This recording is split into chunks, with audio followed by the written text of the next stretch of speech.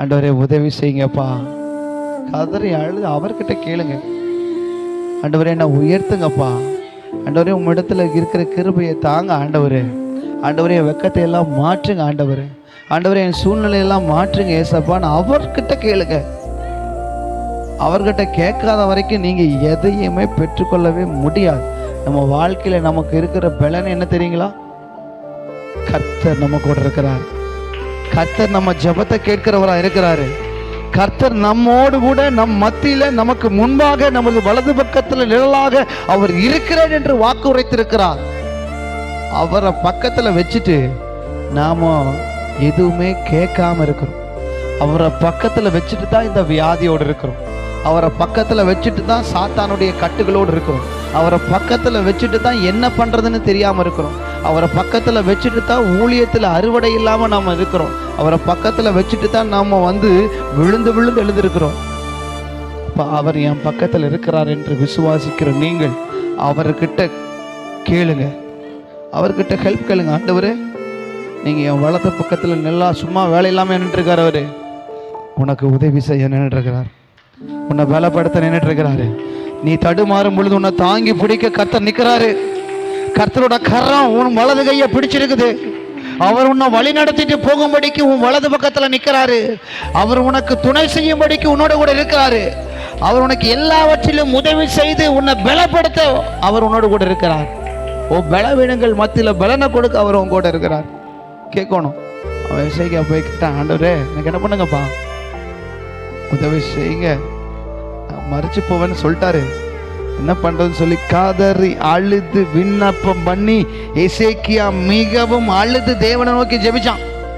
Hello, பைபிள்ல கர்த்தர் கடைசி தருவாயில கேட்டு கொடுத்தது இந்த சாப்டர் தான். கர்த்தர் சொன்னதை மாத்துவாரா? கர்த்தர் சொன்னா மாத்துவாரா? மாற்ற மாட்டார். பிழைக்க மாட்டீர்னு யாரு சொன்னாரு? கர்த்தர் சொன்னாரு அப்படின்னு ஏசாயா சொன்னார்ல.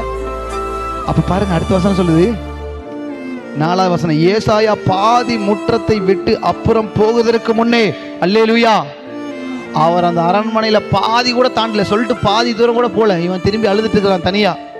பாதி தூரம் போகும்போதே ஏசாயாவோட காதுல ஒரு சத்தம் கேட்குது. அல்லேலூயா, கரங்களை வைத்து சொல்லுங்க.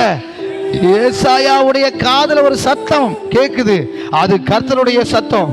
உடனே கர்த்தருடைய வார்த்தை அவனுக்கு உண்டாகி அவர் சொல்லுகிறார், நீ சொல்லுங்க, நீ ஏசாயாவை பார்த்து கர்த்தர் சொல்றார், நீ திரும்பி போப்பா, நீ திரும்பி போய் என் ஜனத்தின் அதிபதியாகிய எசேக்கியாவை நோக்கி உன் தகப்பனாகிய தாவீதின் தேவனாயிருக்கிற கர்த்தர் சொல்லுகிறது என்னவென்றால், ஹலோ, கை தட்டுங்க, கை தட்டுங்க, கையை தட்டுங்க.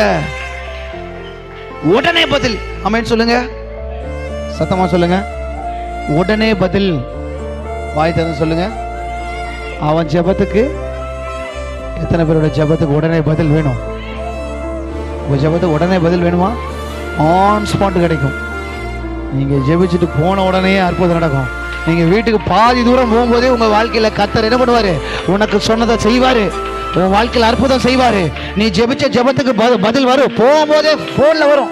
ஹலோ பிரதர், சிஸ்டர், நீங்க கேட்டீங்கல்ல, அது உங்க வீட்டுக்கு வந்துருச்சு. நீங்க எதிர்பார்த்தீங்கல்ல, அது வந்துருச்சு. உன் வாழ்க்கையில் எதற்காக கண்ணீர் வடிச்சு கதில் எழுதி ஜெபம் பண்ணையோ அதோட ரிசல்ட் அங்க கத்த தந்துடுவாரு. உடனே பதில். இங்க பேசிட்டு இருக்கிற என் வார்த்தையவே கத்த திரும்புவாரு, உனக்காக திருப்பிடுவார். கத்தர் ஏசாயாவோட வழி திருப்பிட்டாரு. திருப்பி கத்த சொன்னார், ஏசாயா நீ போகாத, நில்லு, அப்படியே திரும்பி போ. பாருங்க, கர்த்தர் எப்படி சொல்ற, திரும்பி போ, நீ போய் சொல்லு, என் ஜனத்தின் அதிபதி ஆகிய எசேக்கியாவை நோக்கி உன் தகப்பனாகிய தாவீதின் தேவனாயிருக்கிற கர்த்தர் சொல்லுகிறது என்னவென்றால், உன் விண்ணப்பத்தை கேட்டேன், உன் கண்ணீரை கண்டேன், இதோ நான் உன்னை குணமாக்குவேன், 3ஆம் நாளிலே நீ கர்த்தருடைய ஆலயத்துக்கு போவாய். கையை தட்டுங்க. கர்த்தர் என்ன சொல்றாரு பாருங்க. அல்லேலூயா, அல்லேலூயா. என்ன சொன்னாரு? ஏசாயா எசேக்கியாவை பார்த்து சொன்னாரு, கர்த்தர் சொல்றாருப்பா, நீ என்ன பண்ண, உன் விண்ணப்பத்தை கர்த்தர் கேட்டுட்டாரு. நீ ஏன்ட்டு அழுது போல ஒண்ணுமே நடக்கல. ஆனா நீ சுவர்புறமா திரும்பி நின்று உன்னதமான தேவனை நோக்கி கதரை அழுது ஜெபிச்சிருக்கிற உன் சத்தம் தான் என்ன திரும்பிச்சு. உன் சத்தம் கர்த்தர் கேட்டு என்ன திருப்பிட்டாரு. என்ன திருப்பி வந்து கர்த்தர் அதே வாய் சொல்லி இதுக்கு முன்னால சொன்ன அதே ஏசாயா மறுபடியும் சொல்றாரு, தம்பி உன்னோட விண்ணப்பத்தின் சத்தத்தை கர்த்தர் கேட்டாரு. அவர் சொல்றாரு உன்னை அவர் குணமாக்குவாராம். இந்த வியாதி மரணத்துக்கு எதுவா இருக்குது, பிழைக்கவே மாட்டேன். கர்த்தரே சொல்றார் நீ பிழைக்க மாட்ட. ஆனா மறுபடியும் கர்த்தர் சொல்றார் உன் ஜெபம் உனக்கு மறுபடியும் புதிய ஆயுசு நாட்களை கொடுத்துச்சு. 15 வருஷத்தை கர்த்தர் சொல்றார், உனக்கு 15 வருஷத்தை அன்னைக்கே சாக வேண்டியவனுக்கு கர்த்தர் என்ன பண்ணாரு, உன் ஜெபம் என்ன பண்ணுச்சு, 15 வருஷத்தை உனக்கு கூட்டி கொடுக்குது. நீ சாக மாட்ட, நீ பிழைச்சிருவ. கர்த்தர் சொல்றார் அவர் உன்னை குணமாக்குறாரு, உன் வியாதி அவர் குணமாக்குவாரு. அப்படி சொன்னான். எசேக்கியா என்ன பண்ணுச்சு, அது மட்டும் இல்ல இன்னொரு வாக்குத்தத்தம், ஹலோ நீ 3வது நாள் கர்த்தருடைய ஆலயத்துக்கு போவ. ஆமென் சொல்லுங்க. என்ன சொன்னாரு, 3வது நாள் நிறைய பேர் ஆலயத்துக்கே வராம இருக்கிறாங்க. கர்த்தர் சுகமாக்கியும் ஆலயத்துக்கு வராம இருக்கிறாங்க. ஆனா கர்த்தர் இங்க வாக்குத்தத்தம் என்ன சொல்றாரு, 3வது நாள் நீ ஆலயத்துக்கு போவ. இன்னைக்கு சொல்லிட்டு போறேன்ல, வியாதி இத்தனை நாள் சாக கடந்த பல வருஷம் நீ சாக வியாதியோட இருக்கலாம். பட் இன்னையிலிருந்து 3வது நாள் கர்த்தர் வாழ்க்கையில் அற்புதத்தை செய்வாரு. இன்னையிலிருந்து 3வது நாள் கர்த்தர் வாழ்க்கையில் ஒரு மகிமையான காரியத்தை செய்வேன்னு சொல்றாரு. இந்த ராத்திரி வேளையில் நீங்க தேவ சமூகத்தில் கண்ணீர் வடிச்சு கதறி அழுது நீங்கள் ஜெபிக்கும் பொழுது உன் ஜெபத்தை கர்த்தர் கேட்பார், உன் விண்ணப்பத்தின் சத்தத்தை கர்த்தர் கேட்பாரு. 3வது நாள் கர்த்தர் உன் வாழ்க்கையில உன்னை எழுப்புவாரு. 3வது நாள் கர்த்தர் உன்னை உயிரோடு எழுப்ப செய்வாரு.